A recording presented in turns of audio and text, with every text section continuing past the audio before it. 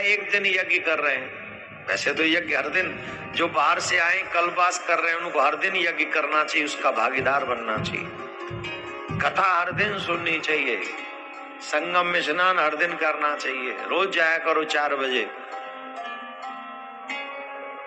कौन कौन गए 4 बजे संगम में? देखो कितने कितने सात्विक लोग बैठे हैं, ऐसे लोगों का दर्शन कर लो तो पाप कट जाए। हम तो नहीं गए 4 बजे भैया, सीधी सी बात है।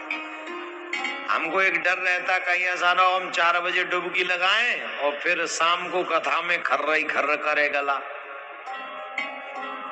तो हमको लगता है कि हमारा संगम स्नान, भगवान की कथा कहना ही हमारा संगम स्नान चल रहा है। आप समझ गए ना? तो हम जाएंगे डुबकी लगाने एक दिन, ऐसा नहीं है हम सिर्फ एक ही दिन जाएंगे, जब तक रहेंगे 1 या 2 दिन। उसके पीछे रीजन है एकमात्र कथा में विघ्न न पड़ना।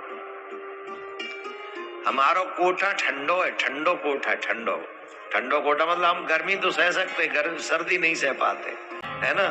और भगवान ने हमें जो सेवा सौंपी है वो कथा कहने की सेवा सौंपी है, तो इस सेवा में विघ्न न पड़े, इसके लिए थोड़ी सावधानी हम बरतें। आप लोग जाइए, कल सुबह 4 बजे चले जाना, 3:30 बजे डुबकी लगाना।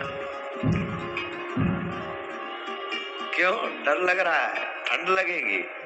नहीं, आप जिस समय आप कंफर्टेबल हो आप जाके स्नान करें, या जो भी सत्कर्म आप कर रहे हैं। अभी तो हमको बड़ा, हम कहीं पढ़ रहे थे प्रयाग में भंडारा मतलब अन्नदान करने का, कल एकादशी है,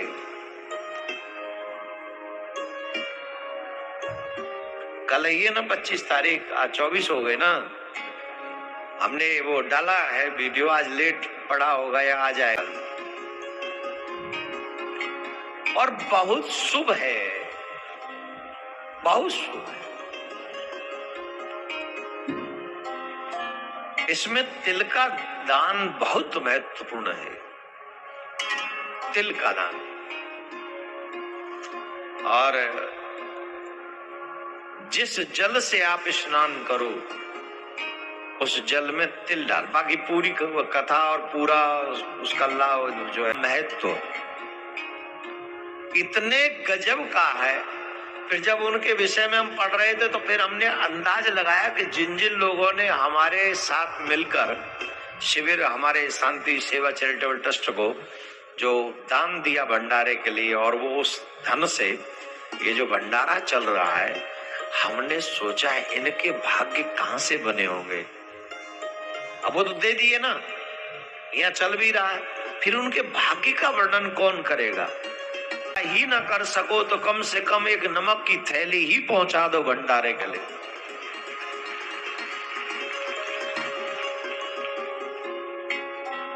इतना बड़ा महात्मा है इसका, बहुत विशेष महात्मा। तो एक कल्प तक लगातार वो फल मिलेगा आपको जो आप यहां बैठ के कर रहे हैं।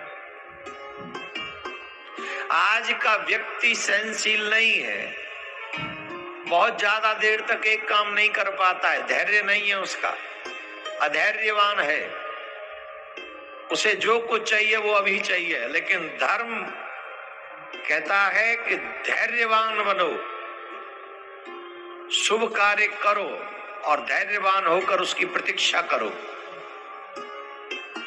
जैसे पृथ्वी पर बोया हुआ बीज कभी निष्फल नहीं जाता, समय आने पर वो बाहर निकल आता है, ठीक वैसे ही नहीं जाता, उपयुक्त समय आने पर वो जीवन में हमारे काम आता है।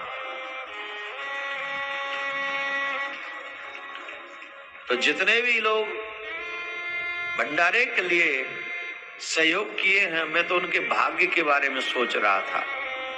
और कल एकादशी है, तो आप सबसे निवेदन है कल भी बढ़ चढ़कर सहयोग करके इस सनातन के 144 साल में बने शुभ कार्य में, शुभ मुहूर्त में सच में हम इसलिए नहीं कह रहे हैं कि हमें आपका सहयोग चाहिए। सहयोग तो चाहिए ही, वो तो जितना करोगे उतना कम है, क्योंकि जिस रास्ते पे हम जा रहे हैं उस रास्ते में तो असीमित संभावना है और असीमित आवश्यकताएं हैं, कोई सीमित आवश्यकता नहीं। परंतु जो शुभ समय चल रहा है ये आपको भी इससे कह रहा हूं कि आपको असीमित फल मिले। मुझे कुछ मिले, संस्था कुछ मिले इसलिए नहीं, आपको असीमित फल मिले इसलिए हम कह रहे हैं। और बहुत आवश्यक है इस शुभ समय को समझना। भगवान की कथा आप सुन रहे हो तो आपको ये कथा सुनने का लाभ, एक कल्प तक कथा सुनने का लाभ मिलेगा। बताइए आप सोचिए, 60-70 साल का, 100 साल का, 100 तो खैर कोई जीता ही नहीं आज के युग में। कहाँ सब सिट्टी बिट्टी गुम, खाना पीना सब खराब, कहाँ 100 साल जी पाएंगे। इसके बावजूद भी एक कल्प तक भजन करने का, कथा सुनने का, संगम में स्नान करने का फल अगर आप कमा सकते हो, वो भी कम समय में, तो क्यों नहीं कमाना चाहिए। हर एक सनातनी को कमाना चाहिए, हर एक सनातनी।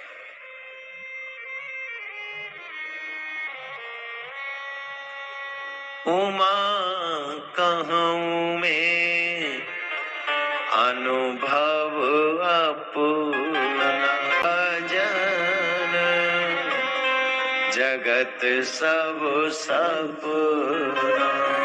शंकर भगवान कहते हैं, हे उमा, हम तुमसे सत्य सत्य कहते हैं, ये जगत तो स्वप्न है, सच अगर कुछ है तो वो भगवान का नाम है, सिर्फ भगवान का नाम।